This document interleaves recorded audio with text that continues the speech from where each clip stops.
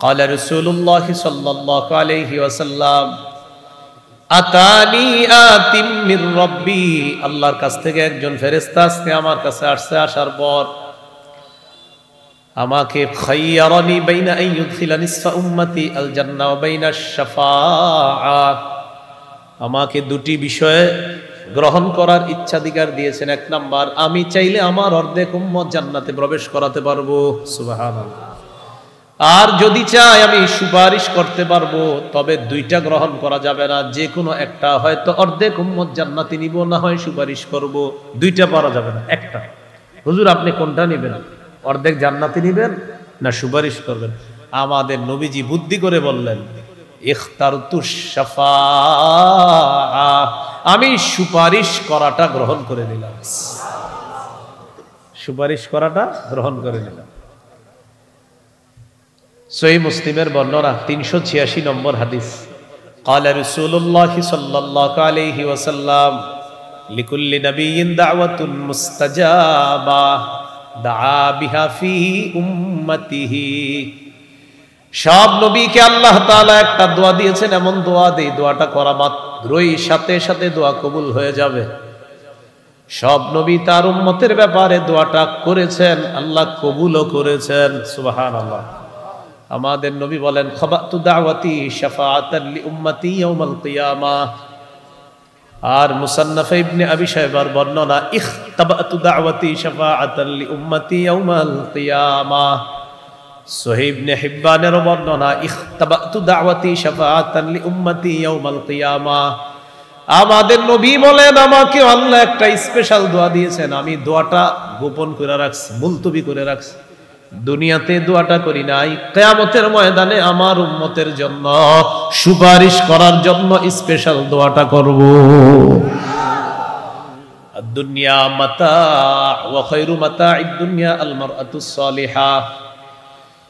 নবী বলেন, এই দুনিয়া হলো ভোগের জায়গা, এই দুনিয়ার মধ্যে সর্বশ্রেষ্ঠ সম্পদ হলো একজন নেককার নারী, সুবহানাল্লাহ। বলেন তো দুনিয়ার শ্রেষ্ঠ সম্পদের নাম কি? আবার দুনিয়ার শ্রেষ্ঠ সম্পদের নাম কি? তাহলে শ্রেষ্ঠ সম্পদ, দামি সম্পদটা খোলা রাখতে হবে নাকি ঢেকে রাখতে হবে? সুবহানাল্লাহ, ঢেকে রাখতে হবে। দোকানে কিছু কিনতে যান যখন, ভাই সোয়েটারটা কত? এত, ঠিক আছে গোডাউন থেকে একটা দেন। কেন ওইটা নেন না কেন? এই সোয়েটারটা কত? এত, গোডাউন থেকে একটা দেন। তো ওইটা নেন, তাহলে দামিটা ভিতরে আছে, যেটা আপনার ইনটেক সুন্দর ওইটা ভিতরে রেখে দিচ্ছে, ওইটা স্যাম্পল রাখছে। তা ওইটা খালি আপনি দেখলেন, দেখার পরে বললেন না এটা নিব না, যেটা সুন্দর মতো গোডাউনে রাখছেন ওইটা নিব। আল্লাহ আমাদেরকে বুঝার তৌফিক দান করেন। তাহলে আমাদের পুরুষ যারা আছে, আমাদের ইসলাম, আমরা বাহিরে চলাফেরা করতে হয়। আমরা নামাজের সময় হবে তো মসজিদে নামাজ পড়বো, মুসলমানের পরিচয় হবে এটা, যে মুসলমান। নামাজের সময় হয়ে গেছে, নামাজে ঢুকে গেছে, এটি তো মুসলমান। মুসলমান বাজার নিয়ে বাসায় যাইতেছে, ইতিমধ্যে মাগরিবের সময় হয়ে গেছে, বাস মুসলমান সে মসজিদে যাবে, নামাজ পড়বে, এটাই তো মুসলমান। আমরা ওয়াজে আসতেছি, আপনাদের ওই কি জানি মিঠা এর একটু আগে একটা মসজিদ, ওখানে মাগরিবের সময় হয়েছে, এখন এটা বয়ান। কেন আপনারা বলেন এটা দাম বেশি না মাগরিবের দাম বেশি? কোনো সন্দেহ নেই, বাস আগে নামাজ পড়ে। তো এটা হলো মুসলমানের পরিচয়। মুসলমানের পরিচয়, মুসলমানের উপর আল্লাহর হুকুম আসবে, মুসলমান পালন করবে, এটা মুসলমানের ইসলাম। হাসে মুমিন, কিন্তু তোমার ইসলাম এটা দেখা যেতে হবে, এটা প্রকাশ পাবে তোমার মধ্যে। এটাই হলো আপনার 1 নম্বর আত্মসমর্পণ। মনে আসেনি কয় কাজ? 9 কাজ। কয় কাজ? 1 নম্বর ইসলামে পরিপূর্ণ প্রবেশ করা, করেছি কিনা? কয় আলামত? 1 নম্বর আত্মসমর্পণ। আত্মসমর্পণ করেছি কিনা? 1 তো আমার ভিতরে ঈমান আছে, 2 আমার রব যত হুকুম করেছে এই হুকুমের সামনে আমি সারান্ডার করলাম কিনা সময় মতো, এটা হলো আত্মসমর্পণ। এই হুকুমের সামনে পুরুষও আত্মসমর্পণ করবে, নারীরাও আত্মসমর্পণ করবে। আল্লাহ তাআলা কথাগুলা বুঝার তৌফিক দান করেন। এবার দেখেন, পুরুষদেরকে আল্লাহ বলছে, নারীদেরকে আল্লাহ বলছে, ওয়াকুল্লিল মুমিনিনা ইয়াগুদ্দু মিন আবসারিহিম ওয়া ইয়াহফাজু ফুরুজাহুম। আওরা কুল্লিল মুমিনিনা ইয়াগুদ্দু মিন আবসারিহিম ওয়া ইয়াহফাজু ফুরুজাহুম নবী আপনি মুমিন পুরুষদেরকে বলেন তারা রাস্তায় যখন চলবে তারা যেন তাদের নজর নিচে রাখে, ওয়াহফাজু ফুরুজাহুম, তারা যেন তাদের লজ্জাস্থান হেফাজত করে। বুঝা বলবেন, নজরের গুনাহ বড় নাকি লজ্জাস্থানের গুনাহ বড়? লজ্জাস্থানের। আবার নজরের গুনাহ বড় না লজ্জাস্থানের? কিন্তু আল্লাহ আয়াতের মধ্যে আগে গুনাহ বলছে কিসের? নজরের। তাহলে আল্লাহ তাআলা নজরের গুনাহ আগে বললেন, এরপর বললেন লজ্জাস্থানের গুনাহ। আল্লাহ তাআলা বলেন নবী আপনি বলেন পুরুষরা যেন তাদের নজর হেফাজত করে আর তাদের লজ্জাস্থান হেফাজত করে। হঠাৎ আওয়াজ এদিক থেকে শুরু হলো কেন ভাই? না এটা বন্ধ করেন, এটা দিয়েন না। হ্যাঁ, নবী আপনি পুরুষদেরকে বলেন তারা যেন তাদের নজর হেফাজত করে, তাদের লজ্জাস্থান হেফাজত করে। লজ্জাস্থানের গুনাহ হলো বড়, নজরের গুনাহ হলো লজ্জাস্থানের গুনার তুলনায় ছোট। তো আল্লাহ তাআলা ছোট গুনার কথা আগে, বড় গুনার কথা পরে কেন বললেন? বলেন আমার সাথে সবাই, লজ্জাস্থানের গুনাহের বলেন ভূমিকা হলো নজরের গুনাহ। তাই ভূমিকাকে যদি আমরা হেফাজত করতে পারি, আসল গুনাহের কাছে যাওয়া লাগবে না। লজ্জাস্থানের গুনাহের ভূমিকা কোনটা? নজর। নজর দিয়ে দেখবে, অন্তরে খারাপ ধারণা তৈরি হবে, এরপর তার প্রতি আকৃষ্ট হবে, এরপর তার সাথে উল্টাপাল্টা করার মনোবাসনা তৈরি হবে। তাই নজরের গুনাহ এটা হলো ভূমিকা লজ্জাস্থানের গুনাহের। এজন্য আল্লাহ বলেন আগে ভূমিকাটা দমন করো, পরের গুলার সমস্যা হবে না। তাই বললেন নবী আপনি বলেন পুরুষদেরকে বলেন তারা যেন তাদের নজর হেফাজত করে এবং তাদের লজ্জাস্থান হেফাজত করে। তো নজরের কথা কেন আগে বললেন? যে নবী ভূমিকাটা যদি দমন হয়ে যায় তাহলে পরবর্তীগুলো এমনি সহজ হয়ে যাবে। এই জন্য আল্লাহ আগে ভূমিকার কথা বললেন, নজর। আমাদের এই বডির মধ্যে একটা সুন্দর বর্ডার হলো চোখ। এই চোখ দিয়ে যত গুনাহ আমাদের ভিতরে ঢুকে। আমাদের বাংলাদেশের রাজধানীর নাম কি? ঢাকা। ঢাকাটা সংরক্ষণ করতে হয়, এই জন্য বর্ডার গার্ড খুব মজবুত করা লাগে, যেন বিদেশি কোনো শত্রুর অনুপ্রবেশ করতে না পারে। ঢাকার হেফাজতের জন্য পুরা বাংলাদেশের চারপাশটাকে নিয়ন্ত্রণ করা লাগে। মানুষের এই মানব দেহটা পুরাটা শরীরটা হলো একটা দেশ। বলেন পুরা শরীরটা কি একটা দেশ? এই দেশের রাজধানী হলো কলব। এই কলব নামক রাজধানী, এটার অঙ্গরাজ্য হলো হাত পা। তাহলে আমাদের এই দেহ নামক দেশের রাজধানী কি বলেন তো? কলব। আচ্ছা, এই কলব নামক রাজধানীর নিরাপত্তার জন্য এক একটা অঙ্গরাজ্যকে হেফাজত করতে হবে। হাত একটা অঙ্গরাজ্য, পা একটা অঙ্গরাজ্য, চোখ হলো এই রাজধানীর মধ্যে কোনো ঝামেলা ঢুকার বর্ডার। এই বর্ডারকে যদি হেফাজত করতে পারি, কলব নামক রাজধানীর মধ্যে কোনো ঝামেলা ঢুকবে না। আর কলব নামক রাজধানীতে যদি ঝামেলা না ঢুকে, কলব থাকবে সাফ পরিষ্কার। এই সাফ পরিষ্কার কলবের মধ্যে আল্লাহর নূর আল্লাহ তৈরি করে দিবেন। তাহলে দেহ, এটা হলো দেশ, এটা রাজধানী কলব। এই কলব নামক রাজধানীর মধ্যে শত্রু ঢুকবে না। এই দেহ নামক দেশের একটা বর্ডার আছে, বর্ডার নিয়ন্ত্রণ করতে হবে। এই বর্ডারের নাম হলো চোখ। এই চোখ নামক বর্ডার দিয়ে কোনো ঝামেলা যদি না ঢুকে, তাহলে কলব থাকবে পরিষ্কার। আর কলব যখন পরিষ্কার থাকবে, তখন এই কলবের মধ্যে আল্লাহ তাআলা কোরআন হাদিসের নূর তৈরি করে দিবেন। ভাইয়ারা, কথাগুলা কি বুঝে আসছে? আল্লাহ আমাদেরকে এই কথাগুলা গুরুত্ব সহকারে অনুধাবন করার তৌফিক দান করেন। কয় কাজ? 9 কাজ। প্রথম কাজ ইসলামে পরিপূর্ণ প্রবেশ করা। করেছি কিনা? কয় আলামত? 1 নম্বর আত্মসমর্পণ। আত্মসমর্পণ পুরুষের হবে, নারীরও হবে। নারীর আত্মসমর্পণ হলো ঘরের মধ্যে তিনি নিজেকে আটকিয়ে রাখবে, অবস্থান করবে, তিনি নিজেকে পর্দার মধ্যে রাখবে। পুরুষের আত্মসমর্পণ হলো তিনি রাস্তায় চলবে, ঘরে বাইরে থাকবে, তিনি বাজারে থাকবে, আল্লাহর হুকুম আসা মাত্রই রবের হুকুমের সামনে সারান্ডার করবে। এটা হলো পুরুষের ইসলাম। আল্লাহ আমাদেরকে এইভাবে রবের প্রত্যেকটা আদেশ নিষেধের সামনে নিজেদের মাথাটা ঝুঁকায় রাখার তৌফিক দান করেন।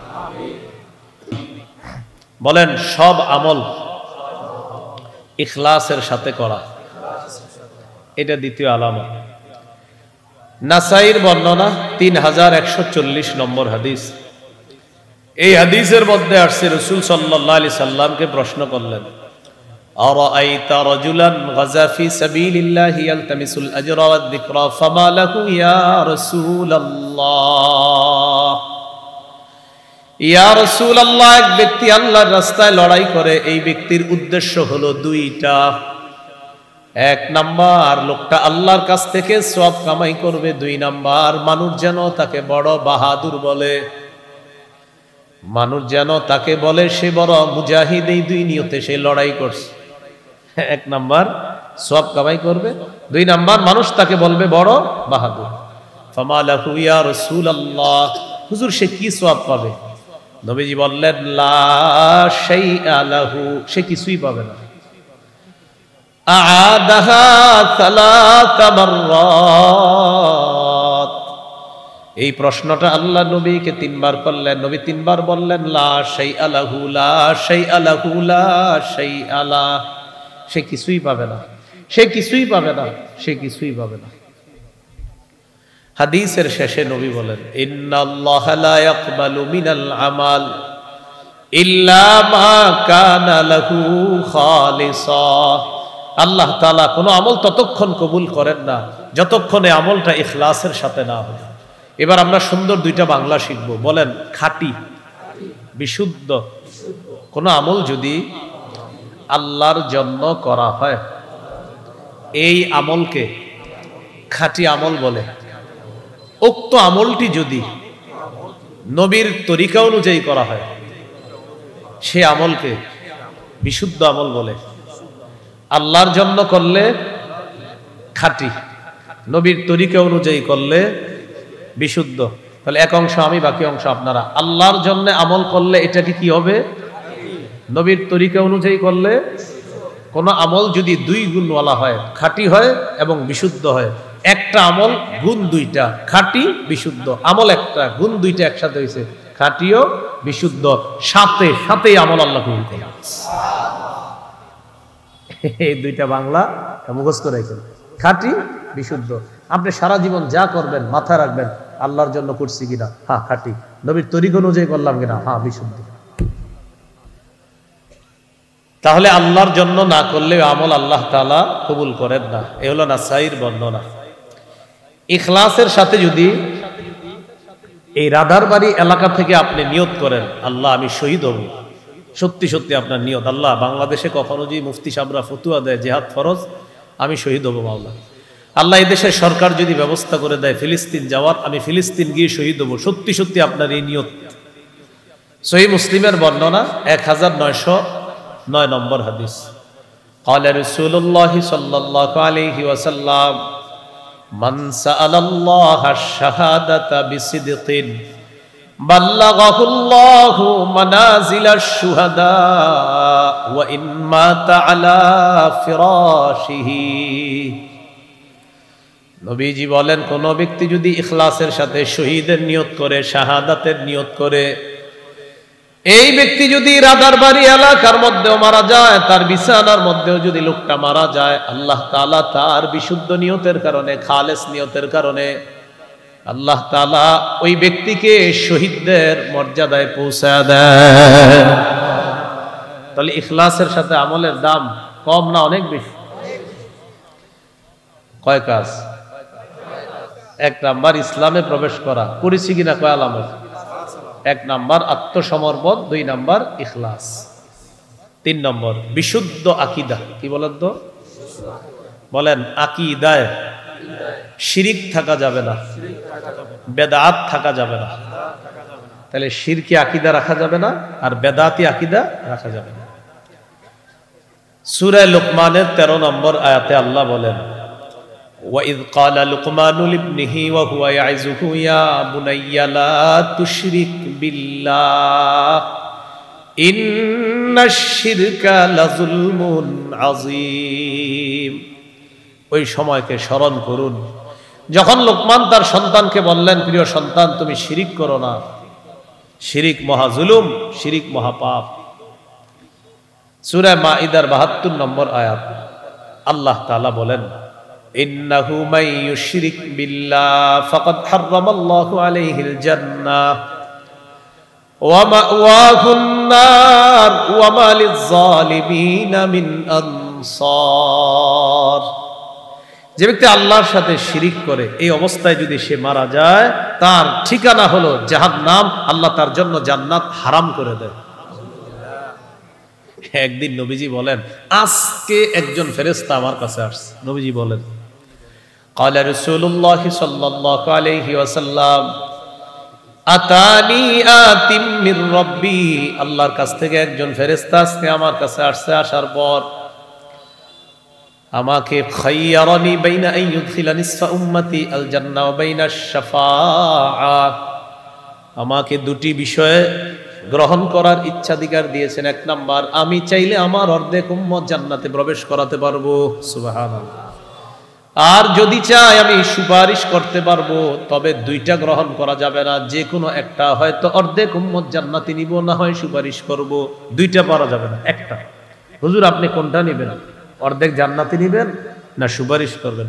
আমাদের নবীজি বুদ্ধি করে বললেন, ইখতারতুশ শাফাআহ, আমি সুপারিশ করাটা গ্রহণ করে নিলাম, সুপারিশ করাটা গ্রহণ করে নিলাম।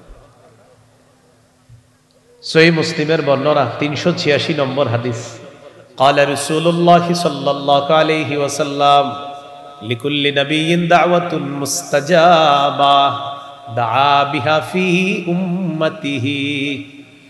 সব নবীকে আল্লাহ তাআলা একটা দোয়া দিয়েছেন, এমন দোয়া দেই দোয়াটা করা মাত্রই সাথে সাথে দোয়া কবুল হয়ে যাবে। সব নবী তার উম্মতের ব্যাপারে দোয়াটা করেছেন, আল্লাহ কবুলও করেছেন, সুবহানাল্লাহ। আমাদের নবী বলেন, খাবাতু দাওয়াতি শাফাআতান লি উম্মতি ইয়াউমাল কিয়ামাহ। আর মুসান্নাফ ইবনে আবি শায়বার বর্ণনা, ইখতাবাতু দাওয়াতি শাফাআতান লি উম্মতি ইয়াউমাল কিয়ামাহ। সহিহ ইবনে হিব্বানের বর্ণনা, ইখতাবাতু দাওয়াতি শাফাআতান লি উম্মতি ইয়াউমাল কিয়ামাহ। আমাদের নবী বলেন, আমাকে আল্লাহ একটা স্পেশাল দোয়া দিয়েছেন, আমি দোয়াটা গোপন করে রাখছি, মুলতবি করে রাখছি। দুনিয়াতে দোয়াটা করি নাই, কিয়ামতের ময়দানে আমার উম্মতের জন্য সুপারিশ করার জন্য স্পেশাল দোয়াটা করব। বলেন তবে, বলেন সবাই আরো জোরে। যারা শিরিক করবে নবীর সুপারিশ তারা পাবে না। নবীজি বলে দিয়েছেন, ওয়াহিয়া লিমান লা ইউশরিকু বিল্লাহি শাইআ, আমার সুপারিশ শুধু তাদের জন্য হবে যারা শিরিক করবে না। যারা কি করবে না? প্রিয় মাদারীপুর রাধারবাড়ির এলাকার মানুষ, হাতে পায়ে ধরে বলি, জীবনে একটা কাজ স্বপ্নেও করেন না, শিরিক। মানে স্বপ্নে করলে যদিও আপনার কিছু হবে না, কথার কথা। আল্লাহরে বলবেন, আল্লাহ আমি তো জানা সত্ত্বে শিরিক করব না, আল্লাহ অজানা সত্ত্বেও যেন শিরিক না করি মাওলা, আর আমি যেন স্বপ্নেও শিরিক না করি। এভাবে আল্লাহরে বলবেন যে আল্লাহ আমি যেন স্বপ্নেও শিরিক না করি। তো স্বপ্নে শিরিক তো এটা তো আপনার নিয়ন্ত্রণে না, এটা গুনাহ হবে না। কিন্তু আপনি বলবেন, আল্লাহ আমি যেন স্বপ্নেও শিরিক না করি। এই খালি এতটুকু আকীদা নিয়ে মারা যান, ইনশাআল্লাহ জান্নাতে যাবেন। সহিহ বুখারীর 44 নম্বর হাদিস। ক্বালা রাসূলুল্লাহ সাল্লাল্লাহু আলাইহি ওয়াসাল্লাম, ইয়াখরুজু মিনান নার মান ক্বালা লা ইলাহা ইল্লাল্লাহ ওয়া ফি কলবিহি ওয়াজনু বুররাতিন মিন খায়র ওয়া ফি কলবিহি ওয়াজনু শাঈরাতিন মিন খায়র ওয়া ফি কলবিহি ওয়াজনু যাররাতিন মিন খায়রিন আই মিন ঈমান। নবী বলেন, যার অন্তরে গম পরিমাণ, জব পরিমাণ, সরিষার দানা পরিমাণ খাঁটি ঈমান থাকবে, আর যদি ওই ব্যক্তি এই অবস্থায় মারা যায়, ওই ব্যক্তির আকীদা হলো আল্লাহ ছাড়া কোনো ইলাহ নাই, এই কথার মধ্যে কোনো শিরিক করে না। নবী বলেন, আমি বলে দিলাম সে একদিন জাহান্নাম থেকে বের হয়ে ওই সরিষা পরিমাণ পিওর ঈমানের কারণে একদিন আল্লাহর জান্নাতে প্রবেশ করবে। সহিহ বুখারী 1237 নম্বর হাদিস। জিবরিল আমিন আসার পর রাসূলুল্লাহ সাল্লাল্লাহু আলাইহি সাল্লামকে বললেন, বাশশির উম্মাতাকা আন্নাহু মান মাতা মিন উম্মাতিকা লা ইউশরিকু বিল্লাহি শাইআ দাখালাল জান্নাহ। জিবরিল আমিন আসছে, আসার পর কয়, হাবিব আপনি আপনার উম্মতকে বলে দেন, যারা শিরিক না করে মারা যাবে আল্লাহ তাদেরকে সুসংবাদ দেওয়ার জন্য আমি জিবরিলকে পাঠিয়েছে, আপনি তাদেরকে জান্নাতে প্রবেশের সুসংবাদ জানায়া দেন। তাহলে বলেন সবাই একটু কিছুক্ষণ বলি, বলেন শিরকি কথা বলবো না, শিরকি কথা শুনবো না, শিরকি আকীদা রাখবো না, শিরকি কাজ করব না, শিরিকের আস্তানার কাছে যাব না। এটা কি বুঝে শুনে বলছেন? আসেনি? আছে আছে আসলে যায় না, যায় না। তবে শিরকি কথা বলবো না, শিরকি কাজ করব না, শিরকি আকীদা রাখবো না, শিরকি কথা শুনবো না, শিরিকের আস্তানার কাছেও যাব না। আল্লাহ কথাগুলা মনে রেখে আমলে আনার তৌফিক দান করেন। এই গেল আপনার বিশুদ্ধ আকীদায় শিরিক রাখা যাবে না। আর একটা হলো আকীদায় বেদাত রাখা যাবে না। কি রাখা যাবে না? বলেন বেদাত দেখতে যতই সুন্দর হোক আমরা কখনোই বেদাত করব না ইনশাআল্লাহ। মাহফিলকে কেন্দ্র করেও বেদাত করব না। বলেন সবাই, সবাই বলেন কোন ঝিকঝাক বেদাতও করব না। বলেন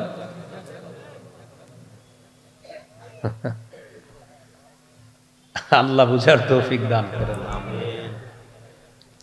ওলামায়ে কেরামের মাহফিল হবে সাধারণ, হক্কানি আলেম যারা আমাদের এই যে ওলামায়ে কেরাম আছে আমাদের মাহফিলগুলো হবে একদম সাধারণ। এখানে কোনো ঝিকঝাক থাকবে না, কোনো বিশাল বড় গেট থাকবে না, সাধারণ নরমাল হবে। বাস এখানে শুধু কোরআন হাদিসের কথা হবে। কি বুঝলাম না, আপনারা সবাই নীরব কেন? ভবিষ্যতে মনে রাখার তৌফিক দান করেন আমিন। সহিহ বুখারীর বর্ণনা 2697 নম্বর হাদিস, 2697 নম্বর হাদিস। এই হাদিসের বর্ণনাকারী আম্মা জান আয়েশা সিদ্দিকা রাদিয়াল্লাহু তাআলা আনহার বর্ণনা। তিনি বলেন قال رسول الله صلى الله عليه وسلم من أحدث في أمرنا هذا ما ليس فيه فهو رد। নবীজি বলেন আমাদের ইসলামী শরীয়তের মধ্যে ইবাদতের নামে সওয়াবের আশায় যদি নতুন কেউ কিছু কিছু আবিষ্কার করে এটা প্রত্যাখ্যান করা হবে, এটা বেদাত। বেদাত দেখতে যত সুন্দর হোক আমরা গ্রহণ করব না। ইমাম মালিক বলেন মান ইবতাদা ফিল ইসলামি বিদআতান ইয়ারাহা হাসানাতান ফাকাদ জামা আন্না মুহাম্মাদান খানার রিসালা। কোন ব্যক্তি যদি ইসলামের মধ্যে বেদাত করে আর এটাকে উত্তম মনে করে, সে কেমন যেন এই কথা বলতে চায় মুহাম্মদ সাল্লাল্লাহু আলাইহি ওয়াসাল্লাম তার নবুয়তের দায়িত্ব পালনে ত্রুটি করে গিয়েছে। বলি নাউজুবিল্লাহ। খতিব সাহেব জুমার নামাজে বয়ান দিচ্ছে, এখানে তো অনেকেই খতিব আপনারা মাশাআল্লাহ। তো জুমায় বয়ান দিছে বেদাত সম্পর্কে। কি সম্পর্কে? তো হুজুরে বুঝাই দিছে ভাই এগুলা এগুলা বেদাত। আসরের নামাজের পর একজনে আসছে হুজুরের সাথে দেখা করতে, হুজুর আজকে যে আপনি জুমার নামাজে বললেন বেদাত এটা এটা এটা, হুজুর কিছু মনে করেন না, ওই কাজটাকে আপনি যদিও বেদাত বলেন কিন্তু ওই কাজটা করলে আমার দিলে একটা হিট আসে, চোখে পানি আসে, ভিতরে একটা আবেগ কাজ করে। ইমাম সাহেবরে জুমার বয়ানের রিয়েকশন আইসা জানাইতেছে এক মুসল্লি যে আপনি বলছেন এটা বেদাত কিন্তু এটা করলে তো আমার ভালো লাগে। বর্তমানে যারা বেদাতি না এদের বড় একটা দলিল যে এটা করার কোনো দলিল লাগে না, আমাদের ভিতরে প্রেম আছে, এটাই দলিল। এটা বেদাতিদের বড় একটা দলিল। আগে একটু বুঝেন কথাটা, দেখেন। তো যারা এই কথা বলে তাদেরকে তো ইমাম সাহেবের কাছে আইসা বলছে, ইমাম সাহেব বুদ্ধি করে জবাব দিছে, ও আচ্ছা তাহলে আপনি বেদাত কাজ করেন আর এটা আপনার ভালো লাগে, তো আমি কি বলবো এখন আপনারা বলেন তো? হুজুর বেদাত হইলে এটা আমার ভালো লাগবে কেন, চোখে পানি আসবে কেন? হুজুরি বুদ্ধি করে বলে। অনেক মুসল্লি মাঝে মাঝে আইসা কয় কিছু কিছু নাটক সিনেমা দেখা তারা ইমোশনাল হয়ে চোখে পানি আসে। কি আসে? চোখে পানি আসে। এখন আর ইমাম সাহেব ফতোয়া দিবেন, আপনারা দেন। এই যে যার নাটক সিনেমা দেখা চোখে পানি আসলো, এখন ইমাম সাহেব না আপনারাই বলেন হ্যাঁ নাটক সিনেমা কি হয়ে গেছে, জায়েজ হবে না হারাম? তাহলে নাটক সিনেমা দেখাও যদি কারো চোখে পানি আসে, এটা যেমন কিয়ামত পর্যন্ত হারাম। বেদাত এটা করার পর কারো যদি হিট আসে, সে যদি উঠতে উঠতে আকাশে উঠা যায়, কিয়ামত পর্যন্ত বেদাত হারাম হারাম, হালাল হবে না। বেদাত বেদাত। আমাদের এই দেশের মানুষের বেশিরভাগের ইসলাম নষ্ট হয় শুধু আবেগের কারণে। সে আবেগের কারণে ইসলাম বিসর্জন দিয়ে দেয়। বেচারা 364 দিন আল্লাহরে সিজদা দেয়, একদিন গিয়ে আপনার আবেগে আরেক জায়গায় মেরে দেয়। অনেক সহজ সরল মানুষ আছে, এই বেচারা দেখবেন নামাজও পড়ে, একক তো নামাজও কাজা করে না। এই বেচারারে কারা জানি বুঝায় টুজায় এমন জায়গায় নিয়ে যায়, পরে সেখানে নিয়ে বুঝায়, আরে বেটা কর, সেজদার নাম দেয়, বিভিন্ন নাম দিয়া এই বেচারারে সেখানে দেওয়ায়। তো উনিও আইসা হুজুরে কয়, হুজুর ওখানে গিয়ে আমার একটু ভালো লাগছে। আপনারাও দেখবেন কোনো জায়গায় গেলে ওই জায়গাটা যদি একটু পরিষ্কার থাকে, একটু আগরবাতি মোমবাতির ঘ্রাণ আছে, আপনারও একটু ভালো লাগবে, যে না জানি যায় কি আসলে কিছু না। আল্লাহ আমাদেরকে এই কথাগুলা বোঝার তৌফিক দান করেন। আমিন। তাহলে প্রিয় ভাইরা, বেদাত যত সুন্দর হোক গ্রহণ করব আমরা, মাশাআল্লাহ এই মানসিকতা লালন করব। কয় কাজ? প্রথম কাজ ইসলামে প্রবেশ করা, করেছি কিনা? কয় আলামত? 3 নাম্বার আলামত বিশুদ্ধ আকীদা। আকীদায় শিরিক থাকা যাবে না, বেদাত থাকা যাবে না। আল্লাহ কথাগুলা বোঝার তৌফিক দান করেন। আমিন। 4 নাম্বার আলামত বলেন উত্তম চরিত্র। ঘরে বাহিরে সব জায়গায় চরিত্র সুন্দর হতে হবে। আমাদের সামনে আপনি মাশাআল্লাহ সুফি আল্লাহর ওলি, ঘরে আপনি বিবি দেখতেই পারেন না, এটা হবে না। 2 জায়গায় আপনার চরিত্র সুন্দর হতে হবে। আপনি মসজিদে নামাজ পড়তে গেছেন, 10 জন মুসল্লি মসজিদে গেছে, তাদের জুতাগুলা মসজিদের সামনে আছে। আপনি দৌড়াইতে দৌড়াইতে আইসা মসজিদে ঢুকছেন, আপনার জুতার নিচে কাদা ছিল, একটা জুতা ডানে গেছে আর একটা বামে গেছে, কারণ জামাত ধরতে হবে। আপনি গিয়েই আল্লাহু আকবার সুবহানাকাল্লাহুম্মা ওয়া বিহামদিকা ওয়া তাবারাকা ইসমুকা, আবার দেখবেন হাতাটাই ভাবে পড়ে, মানে উনি আইসা কোনো মতে জামাতটা ধরছে আর বাহিরে 10 জন মুসল্লির জুতা নষ্ট করছে। যাই হোক, তার নামাজ কবুল হবে না না হবে আল্লাহ তাআলা জানেন। আল্লাহর হক, হয়তো আল্লাহ তাআলার কিছু যদি হকগুলো এমন হয়ে থাকে যেটা ওয়াজিব আর ফরজ নষ্ট না হয়, তাহলে হয়তো তার কিছু গুনাহ আল্লাহ মাফ করে দিবে, ভুল ত্রুটি, এটা আল্লাহর হক, আল্লাহ জানেন মাফ করবে কিনা। কিন্তু আপনি মসজিদের সামনে যাদের জুতাগুলো নষ্ট করলেন, এটা বান্দার হক। এখন ওই মুসল্লিরা মসজিদ থেকে বের হওয়ার সময় দেখে কি জুতাগুলা কাদা লাগছে, মনে চোট পাইছে, আঘাত পাইছে, আরে কে নষ্ট করলো? প্রিয় ভাই, আপনি যে নামাজ পড়ার জন্য তাদের জুতাগুলা নষ্ট করে গেলেন, আল্লাহ কিন্তু মাফ করবে না যতক্ষণ তারা মাফ না করবে। এখানে আপনার আখলাকটা আপনি দেখানো দরকার ছিল। আপনি মসজিদে ঢুকছেন, ঢুকার পর দেখেন একটা বাচ্চা সামনের কাতারে আছে, আপনি তারে বললেন তোর বাপের নাম কি? এটা উত্তরপাড়া আব্দুর রহিমের ছেলে না তুই? হ্যাঁ। বাপটা যেমন বলাটা বল, যাবি যা। সুন্দর না, না এটা করবেন না। বাচ্চা মানুষ ঢুকে গেছে, ওরে সুন্দর মতো বলেন তুমি বাবা ওই পাশে গিয়ে দাঁড়াও, পিছনে দাঁড়াও, তুমি ওই জানালার পাশে গিয়ে দাঁড়াও। ওরে এইভাবে বলেন। ওরে এইভাবে বললে ও আপনারে 5 দিন সালাম দিবে, যখন দেখবে ও আরো মসজিদে আসবে, আইসা ওই পিছনে দাঁড়াবে। দৌড়ে যখন বলবেন তুই কার ছিল অমুকের, যা মসজিদ থেকে বাইরে, এ আর জীবনে মসজিদে আসবে না। এখানে আপনার আখলাকটা বাহিরে দেখাতে হবে। আরেকটা হলো আপনার বিবির কাছে আপনার আখলাক কেমন। রাসূলুল্লাহ সাল্লাল্লাহু আলাইহি সাল্লাম বলেন খায়রুকুম খায়রুকুম লিআহলিহি ওয়া আনা খায়রুকুম লিআহলি, তোমাদের মধ্যে সর্বোত্তম ওই ব্যক্তি যে তার বিবির কাছে উত্তম। শোনো, আমি মুহাম্মদ সাল্লাল্লাহু আলাইহি সাল্লাম আমার বিবির কাছে এই পৃথিবীর সবচেয়ে শ্রেষ্ঠ। সুবহানাল্লাহ। এই হলো আখলাক প্রদর্শন করা। 5 নাম্বার লেনদেনে স্বচ্ছ থাকা। আগামী শুক্রবার টাকা দেওয়ার কথা একজনে, কিয়ামতের আগে আর শুক্রবার আসে না, আপনি খালি মানে শুক্রবার শুক্রবার। ওই বেচারা টাকা চাইলে বলেন আগামী শুক্রবার, মানে বুঝাইতেছে আগামী তো কিয়ামতের আগে যত শুক্র সবই তো আগামী। এটা ঠিক হলো না। লেনদেনে স্বচ্ছ থাকা। লেনদেনে কি থাকা ভাই?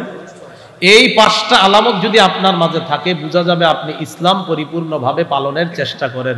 1 নাম্বার আত্মসমর্পণ। ওই আত্মসমর্পণ নিয়ে অনেকগুলা কথা বলছে। পুরুষের এক ধরনের, মহিলার আরেক ধরনের। 2 নাম্বার ইখলাসের সাথে আমল। 3 নাম্বার বিশুদ্ধ আকীদা। 4 নাম্বার উত্তম চরিত্র। 5 নাম্বার লেনদেনে স্বচ্ছ থাকা। কয় কাজ? 9 কাজ। 2 নাম্বার আল্লাহর দ্বীনের সহযোগী হওয়া। সূরা মুহাম্মদের 7 নম্বর আয়াতে আল্লাহ বলেন ইন তানসুরুল্লাহ ইয়ানসুরকুম, যদি তোমরা আল্লাহর দ্বীনের সহযোগিতা করো আল্লাহ তোমাদেরকে সাহায্য করবে। 3 নাম্বার আমি সংক্ষেপে বলি, বলেন ভ্রাতৃত্বের সম্পর্ক জোরদার করা। আমাদের মাঝে মতভেদ হতে পারে, এই মতভেদ যেন বিভেদের কারণ না হয়, আমাদের মতের অমিল, মনের অমিলের কারণ যেন না হয়। একজনে আমিন জোরে বলে, আরেকজন আস্তে বলে। মাসালা হলো যেই এলাকায় নবীর যেই সুন্নাহের উপর বেশি আমল হয়, ওলামায়ে কেরামের অভিমত হলো ওই এলাকায় ওই সুন্নাটার উপর আমল করাটাই সতর্কতা। তো আমাদের এই দেশে আমিন আস্তে বলার উপরই আমল হয় বেশি, এজন্য আস্তে বলাটা এটাই নিরাপদ আর কি। এখন কেউ যদি জোরে বলে ফেলে তার কিন্তু নামাজ নষ্ট হবে না, তার নামাজ হয়ে যাবে। তার এটা বলার কারণে যে সে বড় অপরাধ করেছে এমনও না, কিন্তু আপনি এটাকে কেন্দ্র করে এখন তাকে দেখতে পারেন না, রাস্তায় তারে দেখলে সালাম দেন না। তাহলে একজন আমিন জোরে বলল, আপনি আস্তে বললেন, এই ব্যাপারটা কেন্দ্র করে আপনাদের মতের অমিল হলো, একজনের মত হলো আস্তে আরেকজন জোরে, এই মতের অমিল। এখন মনের অমিলের কারণে আপনি রাস্তায় দেখলে একজন একদিকে আরেকজন আরেকদিকে, না এটা তো সঠিক হলো না। এই মঞ্চের মধ্যে দুইজনের বহস হইছে, এক পাশে আমাদের আবরার ভাই, রেজাউল করিম আবরার ভাই, আরেক পাশে আরেকজন মনে করেন। তো বহসের মধ্যে মাশাআল্লাহ তারা দুই দলেই যথেষ্ট কোরআন হাদিসের বিদ্যা প্রমাণ পেশ করছে। তো আবরার ভাইয়ের অনুসারী আছি আমরা একজন, আবার পাশে যিনি ছিলেন তারও অনুসারী আছে। অথচ আবরার ভাইয়ের সাথে যার বহস হয়েছে তাদের সাথে মহব্বত ঠিক আছে, জায়গা জায়গা দেখা হয়, তাদের আলিঙ্গন হয়, মোলাকাত হয়, সালাম হয়, মুসাফা হয়, একজন আরেকজনের চা কফি খাওয়াইতেছে। কিন্তু আমরা অনুসারীরা দুই দল দুইজনে দেখতে পারতেছি না। কথা কি সঠিক? এটা যেন না হয়। ভ্রাতৃত্বের সম্পর্ক বাড়াতে হবে। আমাদের অধপতনের ৩ নাম্বার কারণ, আমরা ভাইয়ে ভাইয়ে দূর হয়ে যাচ্ছি। সূরা হুজুরাতের ১০ নম্বর কারণ, ১০ নম্বর আয়াতে আল্লাহ বলেন, ইন্নামাল মুমিনুনা ইখওয়া, মুমিনরা পরস্পর ভাই ভাই। বলেন, মুমিনরা পরস্পর ভাই ভাই। আল্লাহ তাআলা আমাদের সকলকে ভাই ভাই হয়ে থাকার তৌফিক দান করেন, আমিন। সহিহ মুসলিমের বর্ণনা ৬৪৩৫ নম্বর হাদিস, রাসূলুল্লাহ সাল্লাল্লাহু আলাইহি সাল্লাম বলেন, লা তাহাসাদু, তোমরা পরস্পর হিংসা করো না। ওয়ালা তানাজাসু, পরস্পর ধোঁকাবাজি করো না। ওয়ালা তাদাবারু, তোমরা পরস্পর একে অপরের ক্ষতি করার জন্য আড়ালে শত্রুতা করো না। ওয়ালা তাবাগাদু, বিদ্বেষ পোষণ করো না। ওয়ালা ইয়াবি' বা'দুকুম আলা বাই'i বা'দিন, একজনের কেনা বেচা চলাকালীন আরেকজন ক্রয় বিক্রয় করবা না। ওয়াকুনু ইবাদাল্লাহি ইখওয়ানা, ও আল্লাহর বান্দারা তোমরা সবাই ভাই ভাই হয়ে যাও। আল্লাহ আমাদেরকে ভাই ভাই হয়ে থাকার তৌফিক দান করেন, আমিন। বিদায় হজের ভাষণে রাসূল সাল্লাল্লাহু আলাইহি সাল্লাম বলেন, তাআলামনা আন্না কুল্লা মুসলিমিন আখুন লিল মুসলিম, শোনো আমি নবী ঘোষণা করে গেলাম, কিয়ামত পর্যন্ত মুসলমান মুসলমানকে, আমি নবী বিদায় হজের ভাষণে এক মুসলমানকে আরেক মুসলমানের ভাই বলে আমি ঘোষণা করলাম। আমাদের এই সম্পর্কটা বাড়াতে হবে যদি আমরা আমাদের গৌরব ফিরিয়ে আনতে চাই। ৩ নাম্বার, আমরা ভাইয়ে ভাইয়ের সম্পর্কটা বাড়াতে হবে। ৪, বলেন পারস্পরিক ঝগড়া কমিয়ে আন্তরিকতা বাড়ানো। তাকান, ১ ২ ৩ ৪, আমরা ৪ জনে গতকালকে এক দল ছিলাম। ৪ জনে মিলে এক দল ছিলাম। শক্তি কম না বেশি? আজকে আমরা ঝগড়া হয়েছে, ৪ জনে ৪ দল হয়ে গেছে, শক্তি কমে গেল। ইদানিং আমরা দেখতেছি আলহামদুলিল্লাহ ইসলামী দলগুলা এক হওয়ার একটা প্রচেষ্টা। এটা বেশি করে দোয়া করেন যেন এক হয়ে যায়। প্রয়োজনে নফল রোজা রাখেন, প্রয়োজনে নফল নামাজ পড়েন, যে আল্লাহ এই বৈঠক যেন শুধু বৈঠকই না হয়, আল্লাহ এই বৈঠক যেন তাদের মধ্যে ঐক্যের দরজা খুলে দেয়। আল্লাহ আপনি তাদের সব মুসলমান ইসলামী দলগুলাকে এক বানায় দেন, আমিন। তাহলে পারস্পরিক ঝগড়া কমিয়ে আন্তরিকতা বাড়াতে হবে।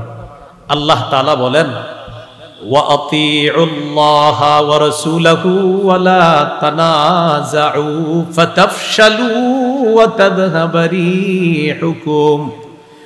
আল্লাহ তাআলা বলেন, তোমরা আল্লাহর আনুগত্য করো, রাসূলের আনুগত্য করো। ওয়ালা তানাযাউ, পারস্পরিক ঝগড়া বিবাদ করবা না, পরস্পর ঝগড়া করবা না। যদি ঝগড়া করো ফাতাফশালু, তোমরা দুর্বল হয়ে যাবা। ওয়া তাযহাবা রিহুকুম, তোমাদের শক্তি খর্ব হয়ে যাবে। ওয়াসবিরু, ধৈর্য ধারণ করো। ইন্নাল্লাহা মা'আস সাবিরিন, ধৈর্যশীলদের সাথে আল্লাহ তাআলা।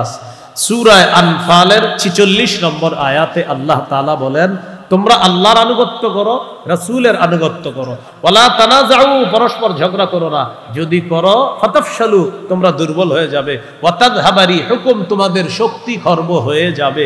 আমরা চারজন এক দলে ছিলাম, ঝগড়া করলাম, চার দল হয়ে গেছি। শক্তি একসাথে থাকছে যখন, তখন ছিল বেশি, চারজন চার দল হয়ে গেলাম, শক্তি কমে গেল।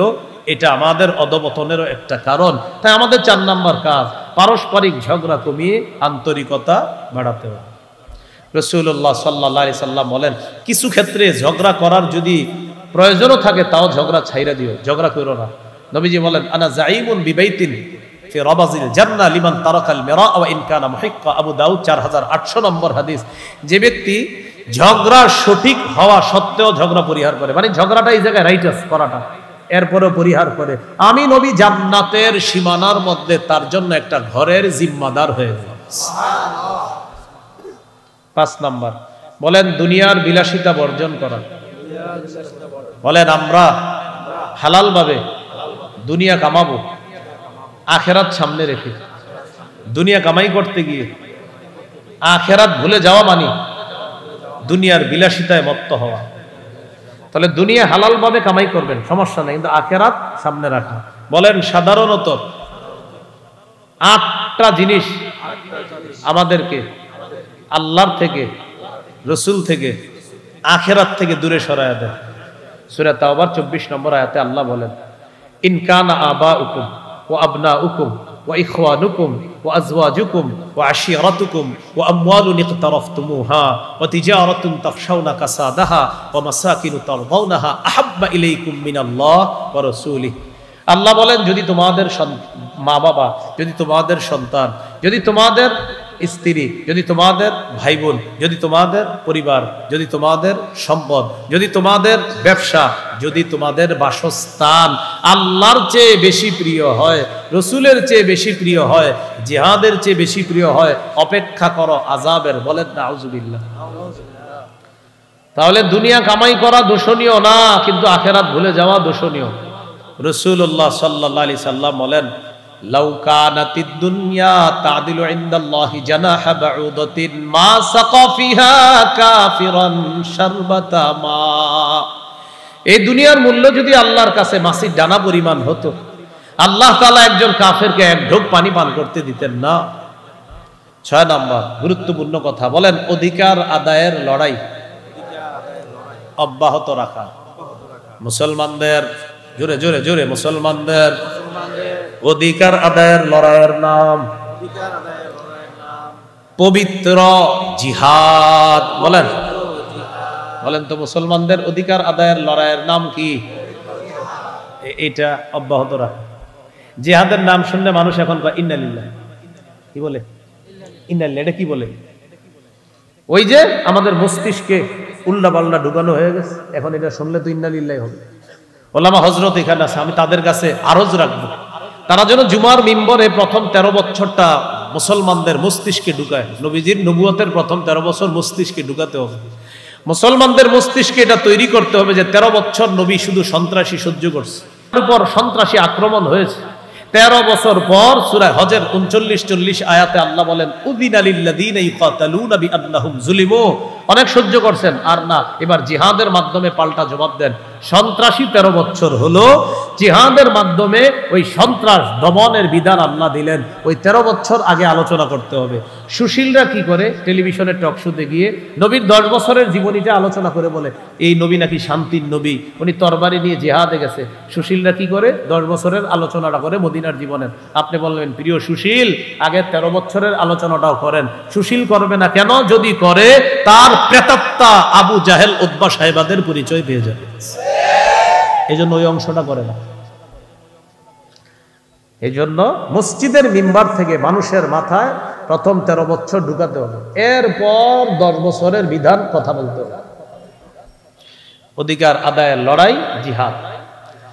জিহাদের নিয়ত সবার থাকতে হবে, না থাকলে মুনাফিকি মৃত্যু। রাসূলুল্লাহ সাল্লাল্লাহু আলাইহি সাল্লাম বলেন, মান মাতা ওয়া লাম ইউজাহিদ ফি সাবিলিল্লাহ আও লাম ইউহাদ্দিস ফি নাফসিহি মাতা আলা শু'বাতিন মিনান নিফাক।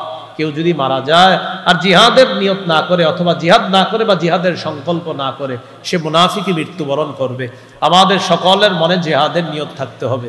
রাসূলুল্লাহ সাল্লাল্লাহু আলাইহি সাল্লাম বলেন, মান কাতালা ফি সাবিলিল্লাহি ফুওয়াকা নাকা ওয়াজাবাত লাহুল জান্নাহ।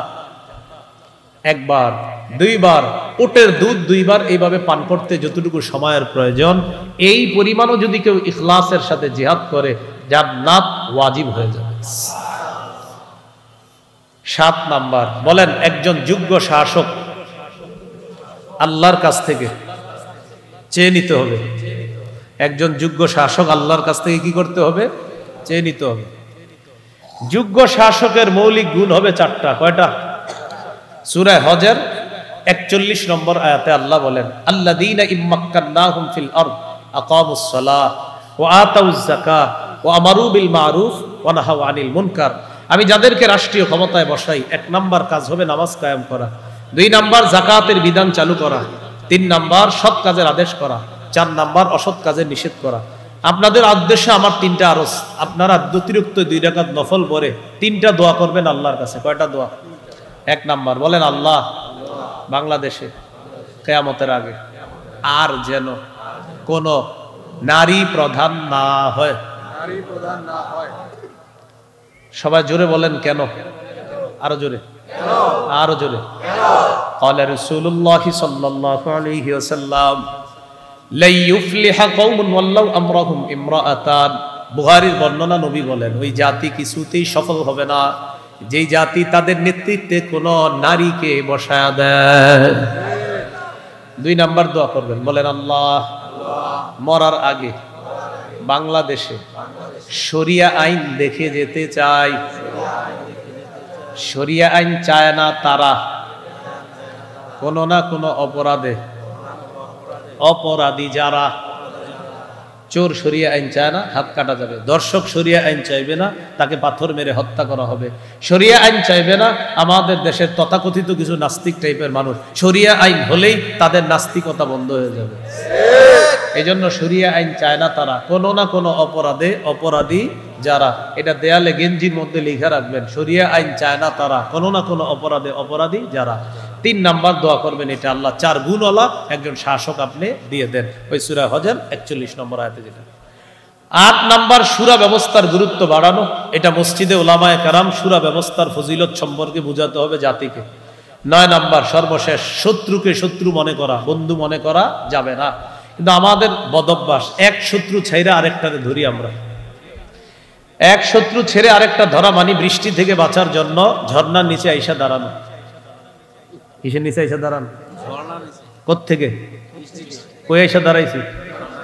এক তাগুতকে ছাইরা আরেক তাগুতকে ধরা মানে বৃষ্টি থেকে বাঁচার জন্য ঝর্ণার নিচে এসে দাঁড়ানো। অবস্থা যা দেখে মনে হচ্ছে এতে ভাগ্য পরিবর্তন হবে না।